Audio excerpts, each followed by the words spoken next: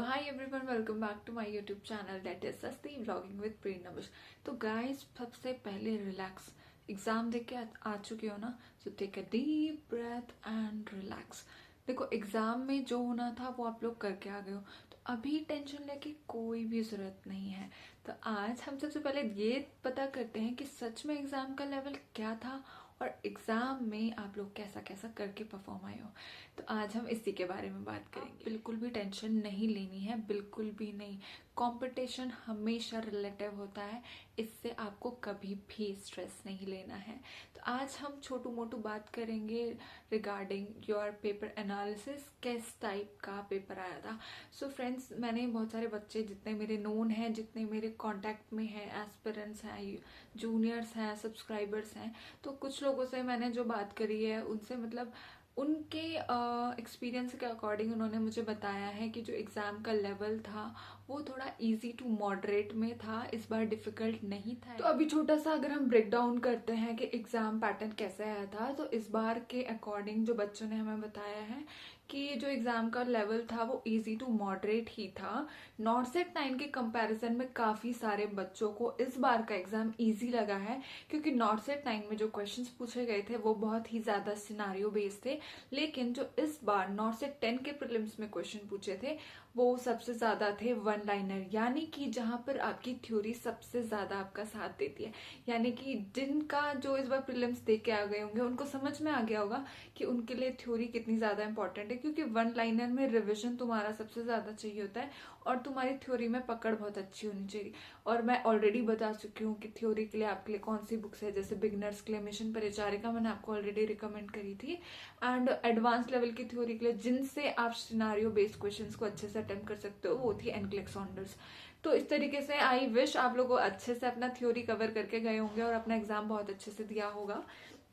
तो मैंने कुछ पॉइंट कलेक्ट किए हैं कुछ बच्चों से, लाइक इस बार कह रहे थे कि नॉट सेट 9 के अकॉर्डिंग इस बार ज्यादा इजी क्वेश्चंस थे, एंड इस बार जो मेजर सब्जेक्ट्स का वेटेज था वो सबसे ज्यादा था मेंटल हेल्थ नर्सिंग का, जो कि नॉट सेट 9 में भी था। इस बार ओबीजी भी काफी ज्यादा पूछी गई थी एंड पीडियाट्रिक्स के भी अच्छे खासे क्वेश्चन थे।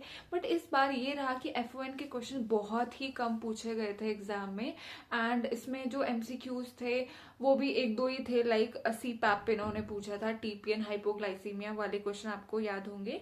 तो F1 से ज्यादा क्वेश्चन नहीं पूछे गए थे। इस बार इमेज बेस्ड क्वेश्चंस भी बिल्कुल ही खत्म, मतलब बहुत कम आ रखे थे, बहुत ही कम। तो इस बार इमेज बेस्ड क्वेश्चन का भी वेटेज बहुत कम था, F1 का वेटेज बहुत कम था। माइनर में तुम्हारे रिसर्च मैनेजमेंट से लगभग एक भी 0 क्वेश्चन आ रखे थे।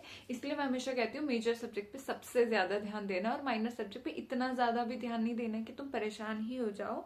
एंड पीडियाट्रिक्स से भी काफी क्वेश्चन थे। इस बार ड्रग कैलकुलेशन, मैं हमेशा कहती हूँ ड्रग कैलकुलेशन आता ही आता है, तो इस बार शायद फ्लूइड से ड्रग कैलकुलेशन तुमसे पूछा गया था।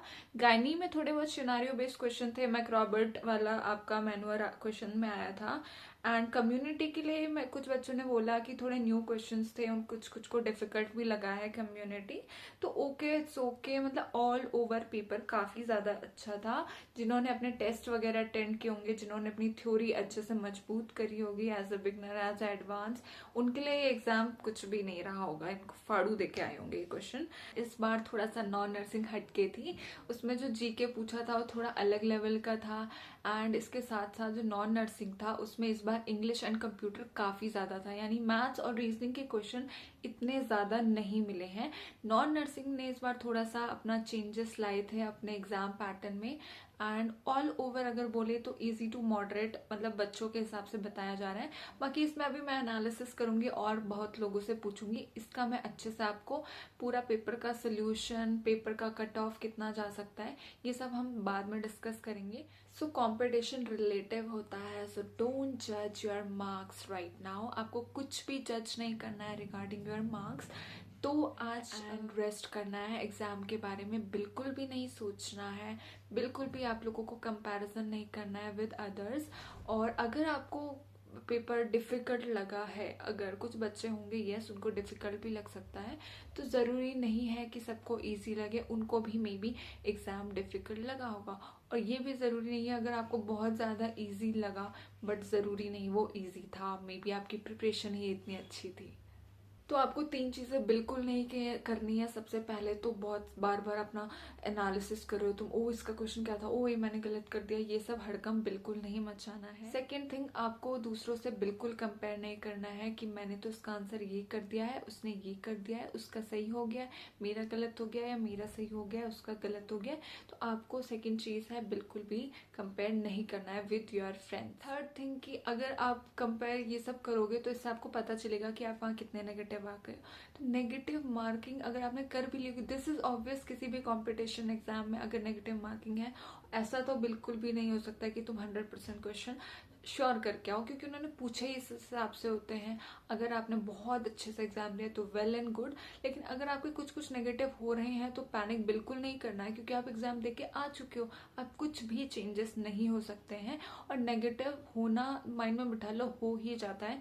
नेगेटिव सबके होते हैं, सबके, जो टॉपर आएगा उसके भी बहुत नेगेटिव हुए होंगे, तो आपको इसका बिल्कुल टेंशन नहीं लेना है। नेगेटिव मार्किंग होती ही होती है, तो आपको ये सब चीजें बिल्कुल नहीं करनी है। आपको क्या करना है, रेस्ट करना है आज पूरे दिन भर, एंड कल से बस एक पॉजिटिव माइंड के साथ नेक्स्ट स्टेज जो कि तुम्हारा है मेंस एग्जाम के लिए अपना जो मेंटली माइंड है उसको स्टेबल कर दो, उसको प्रिपेयर कर दो कि यस अब तुम्हें मेंस के लिए लड़ना है। तुमने एक स्टेज पार कर लिया, चाहे अभी रिजल्ट नहीं आया है, तुम्हें रिजल्ट आने में भी अभी 3-4 दिन होंगे। रिजल्ट आएगा तब तक तुम यही सोचते रहोगे वो रिजल्ट आता है, बेकार गया, नहीं आएगा, और फिर उसके बाद तुम्हारे पास मेंस में पढ़ने के लिए बहुत कम टाइम रह जाएगा। इसलिए आपको रिजल्ट का बिल्कुल टेंशन नहीं लेना है। कल से मेंस की प्रिपरेशन अच्छे से स्टार्ट कर देनी है। आज स्टेज 1 तुम क्लियर करके आए हो, अब तुम्हें अपना जो माइंड है उसको स्टेज 2 के लिए प्रिपेयर करना है।